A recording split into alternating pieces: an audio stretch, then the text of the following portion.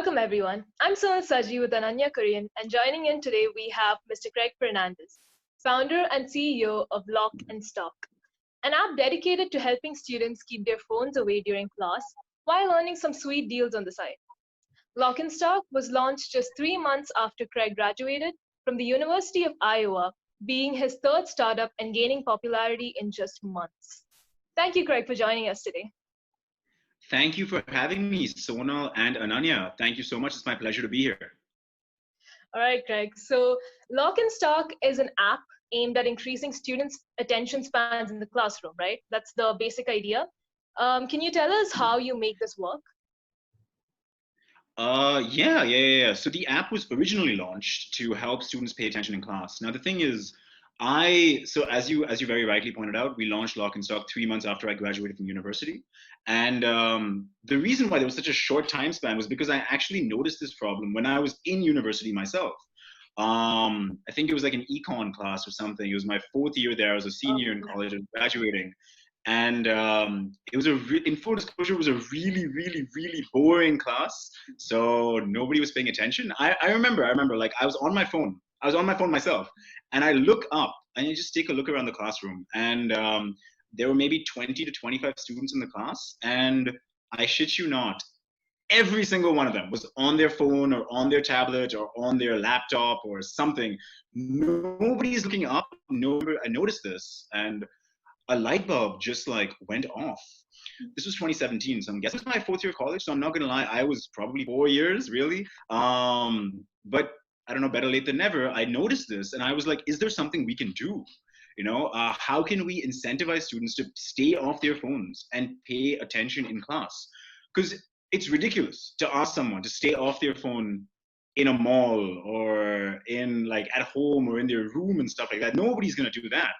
But if we can find a way to get students to not use their phones in class, I think there'd be at least the original hypothesis was, I think that there might be some students who would be willing to put their phones away if they were properly incentivized. Now we've come a long way since then. We have 50,000 students now using the application. So I think our original hypothesis was proved right. So yeah, that's why we exist. That's such a common picture that we see in classrooms right now, right? I mean, even in my class, I think we've got 80 students in a class, and I would say about 70 of them is always on their phone some way or the other. It's just a common classroom scene, right? And I think it's great that you've taken initiative to try and stop at least, let's say 40% of the students get away from their phone. I remember like 2 or 3 weeks back, like a girl emailed us, right? So she went to our website and she dropped like an inquiry. And literally, like, honestly, this took us all by surprise because she literally just found our website by herself and dropped an inquiry, and wasn't really a question or an inquiry or anything. It was just some feedback. And she was like, guys, I just want to say, like, thank you so much. Lock and Stock is the reason I passed my exams. I was able to cover like 75% of my tuition because I just kept my phone away, honestly. So she literally ended the thing by saying, I just want to say thank you. And that's the reason why we do this. We knew that all students weren't going to lock their phones. It's not going to happen, right? It's not. But the way we see it is, if we can positively impact one student or 10 students or 15 students or 100 students' lives and help them learn better, we will consider our work a success. So, yeah. That's great. One point I'd like to add is that Lock and Stock was initially launched in the UAE, right, which is where Craig was born and raised. And slowly after its success found its way to India now, which is a great news for us because Christites can finally have access to it. Yay, Christites! I think you started you spread to India this year, right? In the start of 2020? Yeah. So the application we literally put in place like a technical blocker on anybody from outside the UAE really using the application. So it was really only for UAE students between 2017 and like early 2020. Around January, we said, you know what, like let's redesign some of the processes, let's redesign our like behind the scenes dashboard and our admin panel and stuff, the way we represent our data, the way we structure our data, and let's actually open this out to students anywhere in the world, because phone addiction in the classroom is not a UAE specific problem, as you very rightly pointed out. So we said, you know what, let's open this up. And I'm actually I'm very proud and surprised that we rank all of our users weekly by who's locked their phones the most. And if you open up Lock and Stock right now, and you check out the leaderboard, the student of the week leaderboard, I think like 30 or 40% of our top performing users, guys who've locked their phones the most, guys and girls who've locked their phones the most, are based in India or overseas, just outside UAE. And that's really, really, really surprising because we have never spent a single dirham of advertising outside of the UAE. We've only ever spent marketing money in the UAE. But yet, when we analyze our user data, there are like pockets of users like springing up in India, in Kenya, in Pakistan, in Sri Lanka, and just randomly, literally just randomly. And that's awesome. It shows that we're making an impact, and we were very Yeah. happy about that. So how many countries have you actually expanded to so far?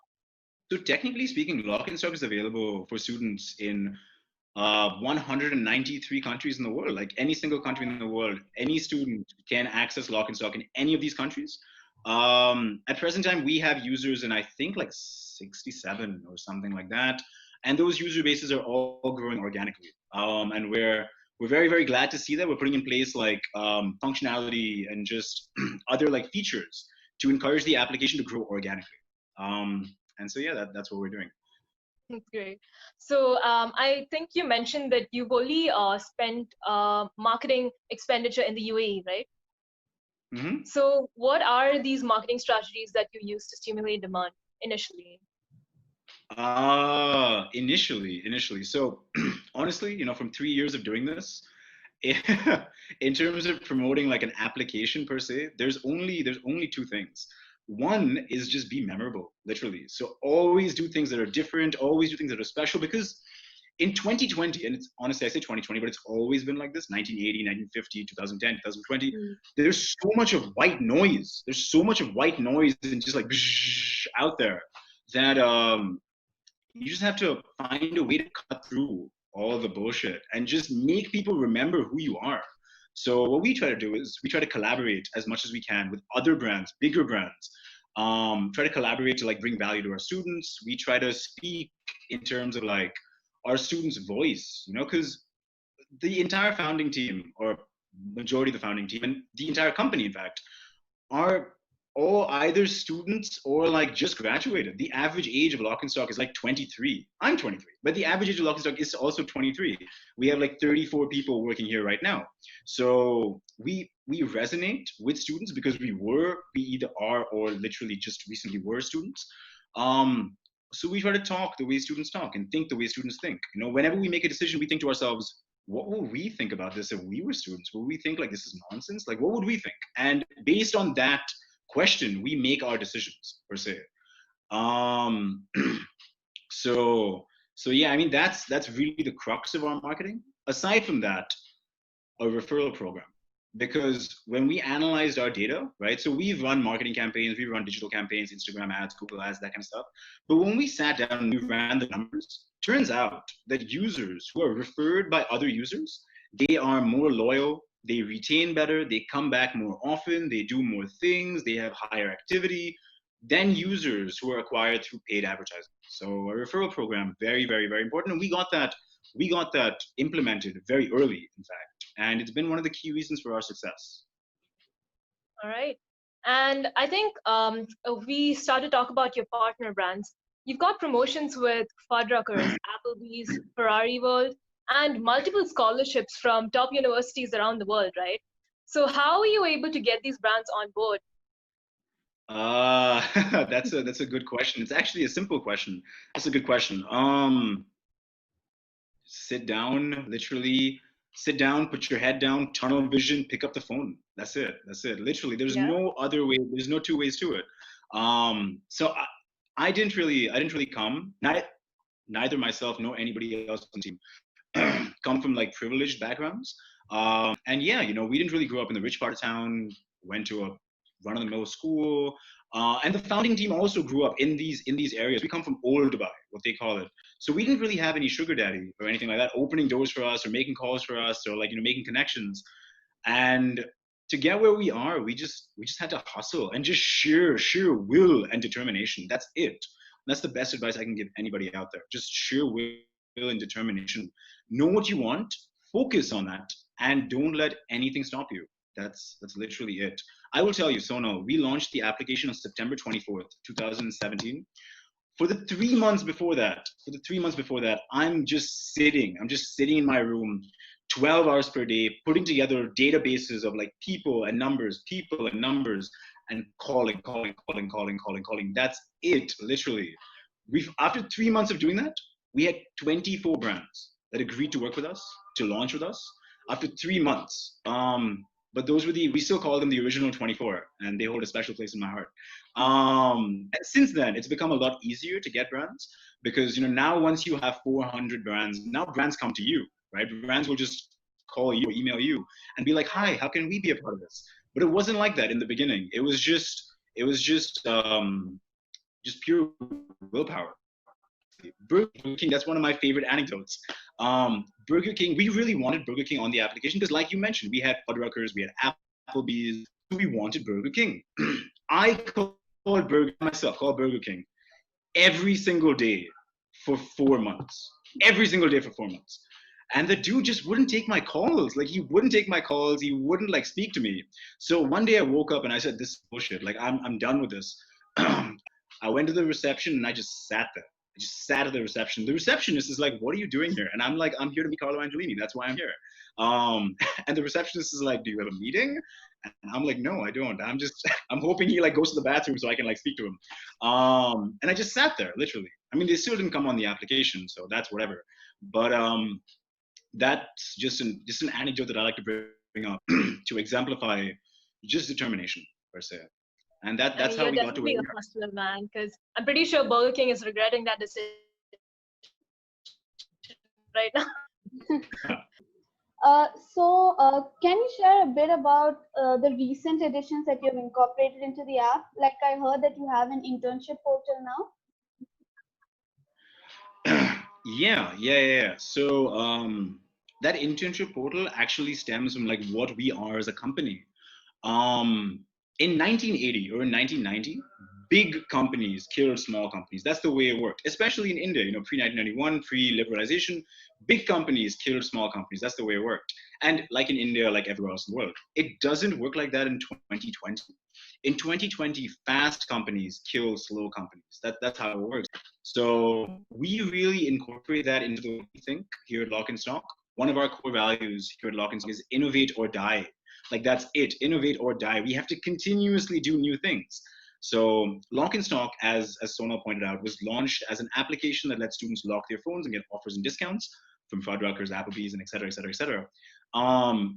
8 months after that, in I think mid of 2018, we launched the internships platform where students can lock their phones and apply for internships, because we said student lack of work experience or lack of job opportunities for students is a big problem, especially here in the UAE, or here in the UAE as well as elsewhere around the world. It's a big problem. So we said, you know what, how can we solve this? And in mid of 2018, we launched the internship platform. After that was done, in mid of 2019, we launched the scholarships platform. After that was done, in early 2020, we opened the application up for students from around the world. So just continuously doing new things. What's next? What's next? How can we outcompete everybody else? That's how we think here at Lock and Stock, and that's why we launched the internship platform. I definitely think it's a really great venture because even like as third semester student now, like it's quite difficult to find internships. Even though there are like these many sites are there, everything gets advertised to us, mails keep coming in our spam folder, but like when you actually want to go and like log in and get some internship, nothing is available. It's quite difficult. Nothing's So available. I know that for a fact. Yeah, I know what you're saying. I'm 23 years old. I was a student like 3 or 4 years back. So I know how hard it is for students to find work opportunities or job opportunities or work experience. And you're absolutely right. It's a big problem in India, in the UAE, really in every country in the world. And it's a problem that we hope to solve. yeah. Okay, so I'm sure you would have seen your fair share of struggles while setting up the app. What, other than your anecdote from Burger King, what would you say is an obstacle that uh, maybe the biggest obstacle you faced when you were trying to launch the app? Uh, yeah. I mean, like the biggest obstacle really was belief, and I'm gonna subdivide that into like two parts. One, I was 20 when we launched Lock and Stock, and so it's hard. It's hard getting people to trust you or believe in you when you're 20 years old. Why should Amazon partner with you? You know, you're just a 20. I was 20 years old. You're just a 20-year-old kid. You don't know what you're doing. Why should we partner with you? You know, it was hard getting businesses, brands, vendors, and just people in general to trust you, believe in you, and work with you. That was a really hard part. That was belief in general outside. But another subset of that, and the second part of this was belief in yourself. You know, again, you're 20, so can you do this? You know, I remember thinking to myself, I told you like for 3 months prior to our launch on September 24th, I'm just working 12 hours a day, 7 days a week, trying to like assemble this database and get things like up and running. And a lot of times I just thought to myself, like, you know, man, like, are you really cut out for this? Like, can you really do this? What if you fail? Of course, that's a question you think of 3 times a week. Okay, what if you fail? Like, you know, what if this doesn't work out? What's going to happen then?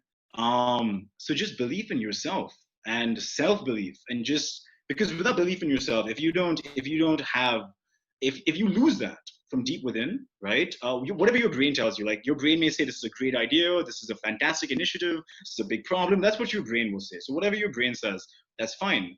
But if your heart doesn't agree, and your heart says, you know, this, you know, are you scared? Like, you know, it's not going to work out. Then it's just not. It's just not. So those were the biggest hurdles that I had to overcome, or yeah, we had to overcome when we were launching. And just to add on to this, so me and Jesus don't really see eye to eye on most things, but there's one thing the man said that I'll always hold near and dear, and I would recommend.